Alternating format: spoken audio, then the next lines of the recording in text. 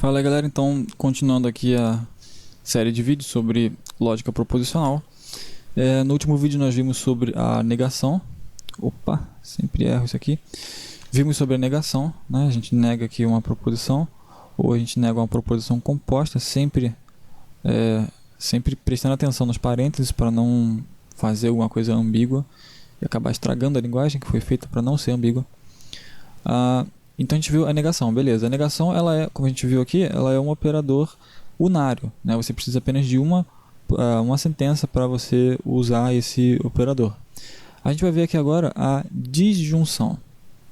A disjunção, assim como todos os outros operadores da lógica proposicional, com exceção da negação, também é um operador binário. Então a gente vai falar aqui hoje sobre a disjunção. Então a disjunção aqui a gente representa por esse símbolo aqui, que parece um Vzinho. E como ele é um operador que é binário, a gente vai precisar de duas fórmulas, certo? Como eu falei no último vídeo, a gente está trabalhando com um sistema que é bivalente, certo? Então a gente vai ter aqui o valor de verdade verdadeiro e o falso. São dois valores de verdade.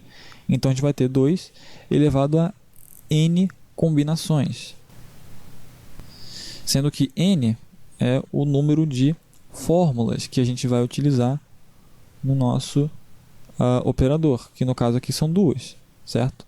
Então a gente vai ter 2 elevado a 2, 4 combinações. Eu já tinha falado isso daqui antes, eu estou repetindo para deixar bem frisado. Então a gente vai ter 4 combinações de valores de verdade para os operadores que utilizam duas fórmulas, né? Que no caso são todos, com exceção da negação. Então vamos construir aqui a tabela verdade da disjunção para a gente entender como que ela funciona. Então, como eu tinha falado antes, a gente tem aqui a letra P,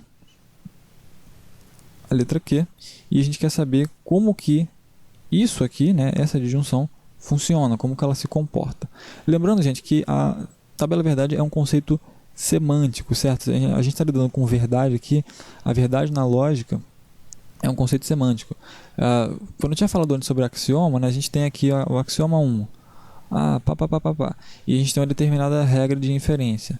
A gente usa essa regra de inferência para ir derivando teoremas e tal, e concluindo coisas.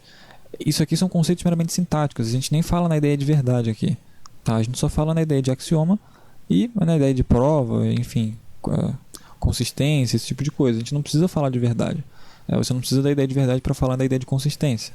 Um conjunto, por exemplo, de sentenças, ele é consistente se e somente se não é o caso que P, por exemplo, que um determinado conjunto A, ele é consistente se não for o caso que P pertence a A e não P pertence a A. Ou seja, eu estou dizendo que não é o caso que proposições que são contraditórias pertencem a esse conjunto, certo? Então eu não preciso falar de verdade aqui. A verdade é um conceito semântico e essa parte da axiomática aqui é sintática. Beleza? Então, mas como eu falei, a gente vai estar lidando com dedução natural aqui. Então a gente precisa falar sobre verdade. Beleza? Então por isso que a gente tem aqui a tabela verdade. Então a tabela verdade, com ela, a gente consegue determinar todas as possíveis interpretações que as fórmulas podem ter. E é com ela que a gente define a semântica da nossa linguagem, né? A semântica é a maneira com que nós vamos interpretar esses operadores aqui. O que significa você dizer isso aqui? O que exatamente isso aqui está dizendo? Bom, a gente vai descobrir isso usando as tabelas verdade, certo? Então vamos fazer aqui a tabela verdade da disjunção. Ela vai ter 4 lugares, porque como a gente viu, são 4 combinações possíveis. Então aqui agora a gente tem 2 variáveis. Quais são as combinações possíveis de valores para essa aqui? Bom, podem ser ambas verdadeiras, podem ser ambas falsas, ou pode ser que a primeira seja verdadeira e a segunda falsa, ou a primeira falsa e a segunda verdadeira. Essas são todas as possíveis combinações desses 2 valores de verdade, né? V e F aqui, nessas 2 proposições P e Q, beleza? Então, o que a disjunção nos diz? Essa disjunção aqui, ela é verdadeira se, e somente se, pelo menos um dos dois, P ou Q, for verdadeiro. Certo? Então vamos ver aqui nesses 4 casos quais deles satisfazem isso que eu falei. Deixa eu só escrever aqui do lado. Certo? Então essa aqui é a nossa condição de verdade para a disjunção. Ela é verdadeira, né? Ou essa coisa aqui é verdadeira se e somente se pelo menos um dos dois, P ou Q, é verdadeiro. Beleza, então vamos ver aqui na tabela o que a gente consegue aqui. Primeiro caso, né, a gente tem 4 casos aqui, vamos ver o que acontece em cada um deles. No primeiro caso, a gente tem que ambos são verdadeiros. Bom, aqui está dizendo que P ou Q é verdadeiro se e somente se pelo menos um dos dois são verdadeiros. Pelo menos um dos dois é verdadeiro. Bom, aqui se os dois são verdadeiros, é claro que aqui vai ser verdadeiro também. No segundo caso aqui, a gente tem que P é verdadeiro e Q é falso. Bom, mas se P é verdadeiro, então pelo menos um dos dois é verdadeiro. Então isso aqui está cumprindo também o critério. E a mesma coisa com a terceira interpretação. Nessa terceira, a gente tem que o P é falso. Só que o Q é verdadeiro. E aqui a gente tem que isso aqui retorna verdadeiro se e somente se pelo menos um dos dois for verdadeiro. Se Q é verdadeiro, isso aqui é verdadeiro também. E a gente tem essa última interpretação aqui. Nessa última, ambos são falsos. Mas olha só, aqui está dizendo que P ou Q é verdadeiro se e somente se. Esse somente se aqui é muito importante. Você pode encontrar isso às vezes também como SSE, né? Se e somente se. Ou então IFF, if and only if, no inglês, né? Então, se e somente se. Bom, o que isso aqui nos está dizendo? Isso aqui está dizendo que se pelo menos um dos dois for verdadeiro, isso aqui vai ser verdadeiro. Do contrário, né? E essa parte, esse do contrário está implícito aqui nesse somente se. Do contrário vai ser falso, né? Porque se não for verdadeiro, só pode ser falso, né? Não existe um outro valor de verdade e tem que ter um valor de verdade. Então, como não é o caso que pelo menos um dos dois é verdadeiro aqui, nessa quarta interpretação, a gente vai ter que isso aqui é falso. Beleza? Então, essa daqui é a nossa tabela verdade para a disjunção. Então, a interpretação disso é simples, né? P ou Q é verdadeiro se e somente se pelo menos um dos dois P ou Q é verdadeiro. Então, vamos fazer aqui alguns exemplos, né? Vamos considerar aqui, por exemplo, eu estou dizendo que P é verdadeiro. Eu estou usando o sinal de igualdade aqui, tá? É mais um abuso isso do que qualquer outra coisa, mas é só para dizer que é verdadeiro. Vamos supor que P é verdadeiro e P implica em Q é falso.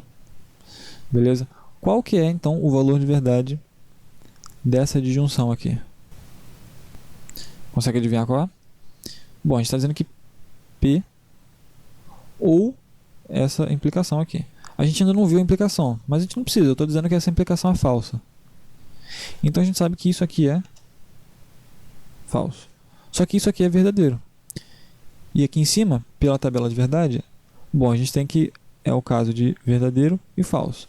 Aqui em cima seria o segundo caso, verdadeiro e falso. Nesse caso a disjunção é verdadeira. Então isso aqui é verdadeiro. Beleza? Se a gente fizer aqui um outro exemplo, e eu disser que R é falso e não Q é verdadeiro, então qual que vai ser o valor verdade disso aqui?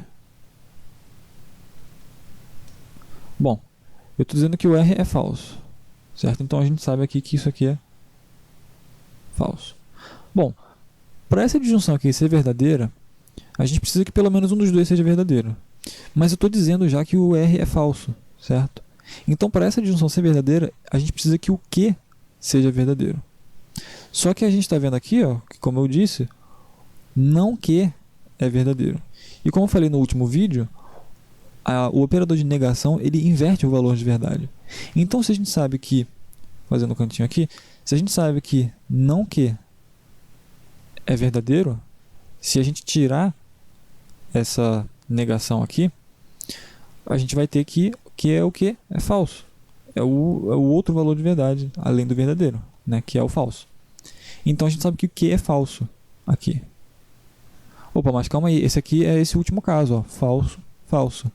Isso retorna falso. Então essa disjunção aqui é falsa. Beleza? Então, basicamente, isso aqui é disjunção. Agora eu vou falar sobre uma distinção aqui que é muito importante. É a diferença entre... São dois tipos de disjunção, na verdade.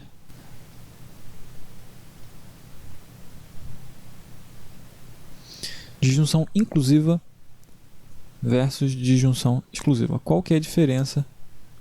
Meu Deus, qual que é a diferença dessas duas disjunções.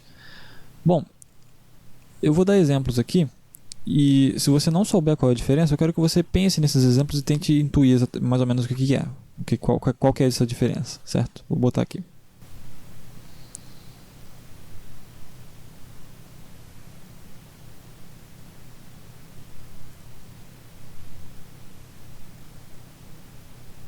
Bom, já deu tempo aí de pensar, então qual que é a diferença entre essas duas sentenças? A gente vê aqui que a gente está usando a disjunção nas duas, né? A gente tem o ou aqui e tem um ou aqui. Ele aparece aqui também no começo da frase.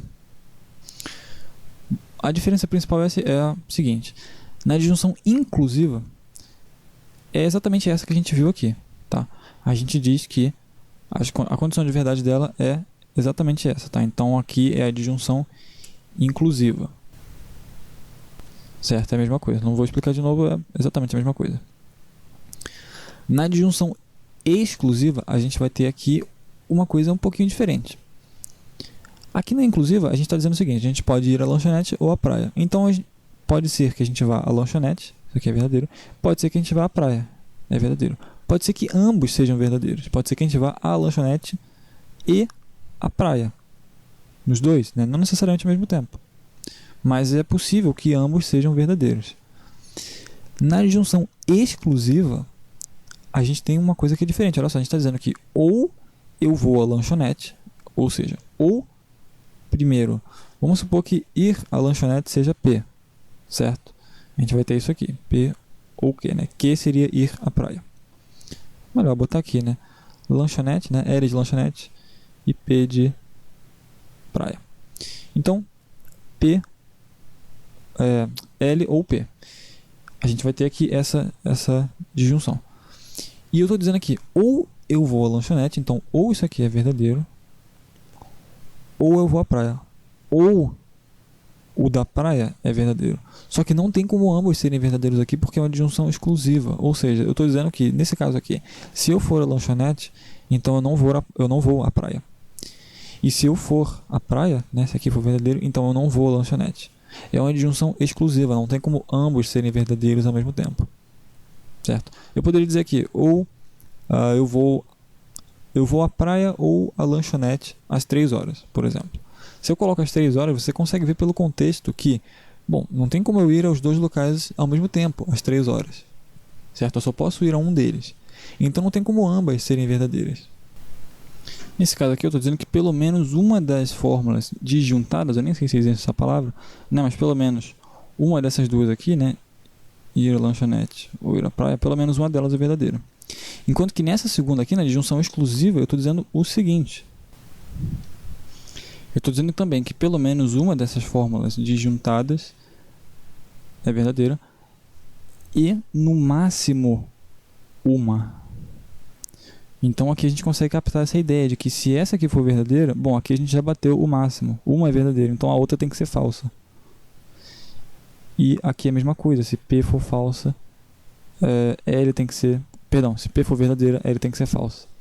Então, como que ficaria a tabela verdade da disjunção exclusiva? A disjunção exclusiva você pode achar ela como sendo o símbolo da disjunção com um traço embaixo, assim. Ou você pode encontrar ela sendo assim também, ó. Eu acho que assim ela é mais comum em programação.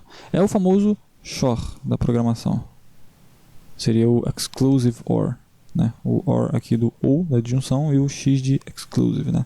O OU exclusivo. Então, como que seria a tabela verdade? Agora que eu aprendi a usar isso aqui para ficar retinho, fica bem melhor.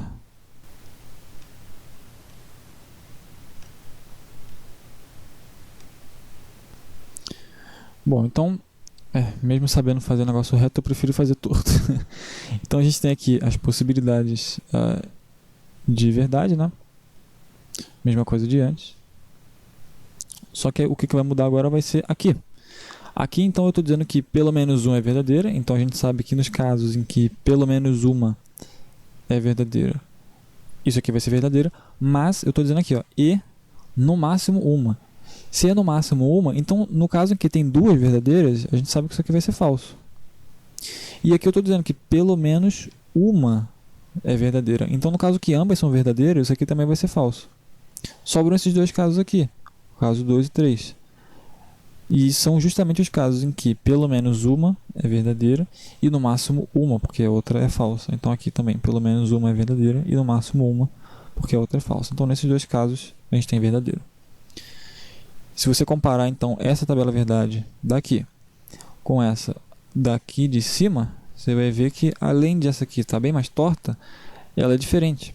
Porque a gente tem aqui que nesse primeiro valor aqui, a gente tem aqui verdadeiro. Enquanto que aqui embaixo a gente tem que é falso. Então, isso aqui é diferente disso aqui. Ou disso aqui. São coisas que são diferentes, não são a mesma coisa. Então, quando você for formalizar uma sentença que tenha disjunção, você tem que ficar atento para saber se ela é uma disjunção inclusiva ou exclusiva. Isso aqui é muito importante, pode fazer o seu argumento ficar válido ou inválido. Então, é uma coisa a se levar em conta. Beleza? Então, esse vídeo fica por aqui. No próximo, nós falaremos sobre a conjunção. Beleza? Então, até o próximo vídeo.